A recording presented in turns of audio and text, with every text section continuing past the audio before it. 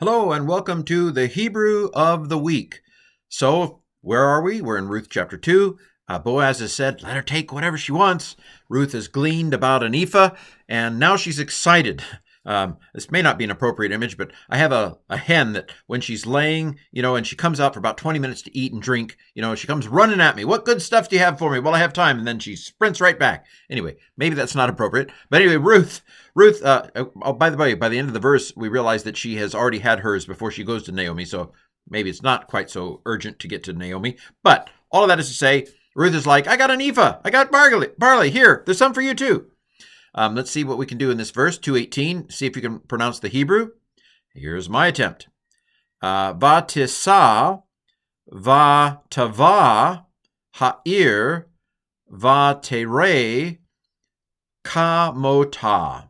All right, what do we got here? I see a lot of vavtak doubling. It's converted imperfect, or the vayyiqtol preterite form. And she rose up. Now, the tav is third feminine singular, and she, and tav is third feminine singular, and she, tav, third feminine singular, and she. So if you didn't have that third feminine singular imperfect, because it's converted imperfect, right?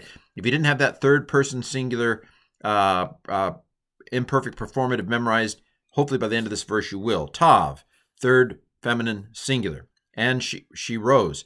Now, we only have two consonants apparent there, so something's missing. What is it? Well, we have a dagesh here, so something there, I think, this way comes. It's a nun, Nassau, taking off. Right, she rose up. We have liftoff. We have Ruth started levitating. No, not really. And she rose up. So nun assimilates when no vowel separates. The nun got sucked into the scene. It got sucked into sin, and the sin doubled. Anyway, so and she rose up. This is a call or a G, converted imperfect, third feminine singular from nasa. Okay, bo is a hollow verb that often that middle vav does go away, but it didn't here, so all the better. And she rose up and she came the city. This we would expect in English the word to. There's no word to, but anyway, to the city. This is the word the. It should be normally hey patak doubling, but ayin says I don't do doubling, and so they tried to shoot a dagesh into the ayin, and bing, it ricocheted back and turned a patak into a kamatz. Not really, but that's called compensatory lengthening. So she rose up, she came to the city, and she saw. Again, we got a call converted imperfect or vayyiqtol, third feminine singular. What's it from? We only have two consonants. What's the weak verb? So we have a weak verb fest here. Well, it's ra'ah, a third hey, and the hey goes away. So it's and she saw her mo-in-law, her mother-in-law. I abbreviated it. I hope you are okay with that. Kamoa, and then when you put the kamatz hey of the her, that's a possessive her. The hey of the feminine becomes a tav. That they interchange each other. When you have a third hey, or when you have a final hey on a feminine, and you add a hey to it, the tav, the hey becomes a tav from the original feminine ending. All right, so hope that made sense. So, and she rose up and she came to the city and she saw her mother-in-law. Translations often say she showed her mother-in-law because of this next part, which is what she gleaned. So it feels like it should be transitive. It feels like this, instead of being and she saw her mother-in-law, it feels like it should be and she showed. In fact, I would have been delighted if this was a Hiph'il. But anyway, for whatever reason, and feel free to investigate and put the answers in the comments. I didn't take the time to do more investigating. Like the RSV says, and she showed her mother-in-law what she gleaned. Et is the definite direct object marker. Direct object approaching. And then this is the relative pronoun asher. So you might have translated as that which or something like that, but English has it's become better English to use what than that which, I think. Anyway, that which would have been fine, but what works better when you're trying to conserve space on a PowerPoint. So what she gleaned. This is a so the kamatz hey is a third feminine singular. It's a perfect, right? We're so used to these imperfects, but this is just a perfect form, third feminine singular. She gleaned. We've seen this lakat before. You'll see the doubling of the second consonant. What is that? It's the D stem, the doubling stem, or the PL stem. And this particular word, as we've seen over and over again, it just likes the D stem. The D stem tends to be kind of factative, or resultative, what happens as a result of the action.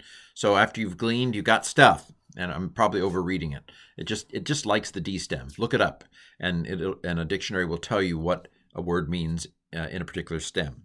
So she showed her mother-in-law what she gleaned, and she brought out. The reason I worded it like this so that you can see what's going on. Vayyiqtol doubling, again, this is a vayyiqtol preterite, or a converted imperfect. And then the tav tells you it's third feminine singular again. The word, you might, if you know your vocab well, you might see yatzah in there. The yod of yatzah has revealed its true identity. It was historically a first vav, and so it comes back. But it also, a situation where that happens is with the Hiph'il. This is actually a Hiph'il. So it is a H converted imperfect, or vayyiqtol, third feminine singular from yatzah, to come out, or to go out. So I put she caused to come out, she brought it out. That's not a good translation in general, but I wanted to show you the causative nature of the Hiph'il stem. So what would have told me it's Hiph'il? Hard to tell. But the first yod does often become a vav in the Hiph'il. And the sere is related to hirik yod. Why is it not a hirik yod? Because it's in a converted imperfect, and in a converted imperfect, it's a sere. Again, none of that makes you feel any better, but it is what it is. So she showed her mother-in-law what she gleaned, and she brought out, and she gave to her. So here we have a vayyiqtol doubling, converted imperfect, vayyiqtol preterite. Tav is the third feminine singular, she. This two letters again. Boy, this is just, we've got a first nun, we've got a hollow verb, we've got a third hey, and here we have a first yod, and then here we have, this is another first nun. It's natan, to give. And the nun has assimilated with nun assimilates with no vowel, separates, gets sucked into the tav and doubles the tav. So this, and she gave to her, this is just to and her. What did she give to her? She gave her, did I pronounce that? Let me pronounce it too. Et asher liketa va totse va titen la, and I'll keep pronouncing.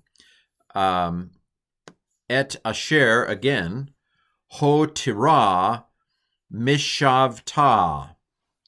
Okay, so here we have again that which. So she gave to her that which she left over.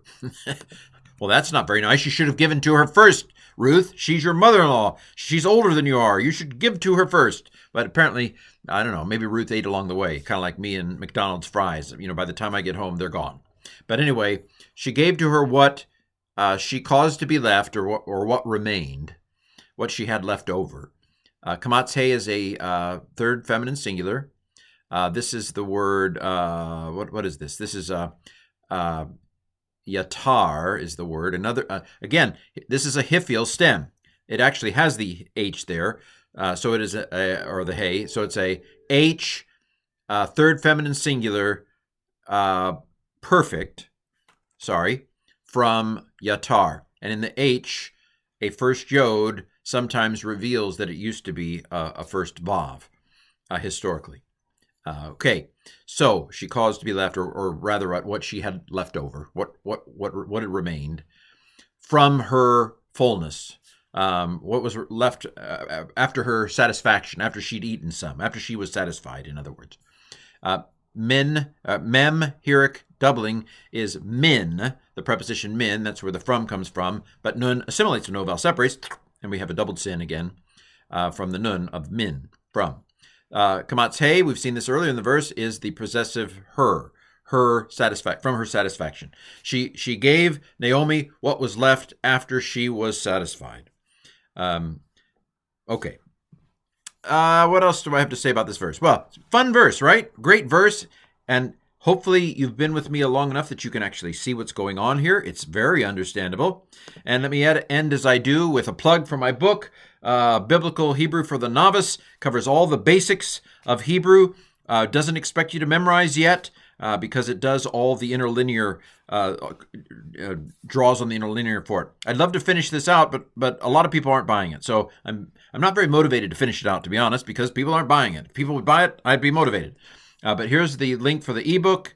Here you can get the paperback on Amazon. That's probably the easiest. And of course, I do have 2 courses on Udemy. If that coupon code doesn't work, I'm glad to create a new one. Just put it in the message.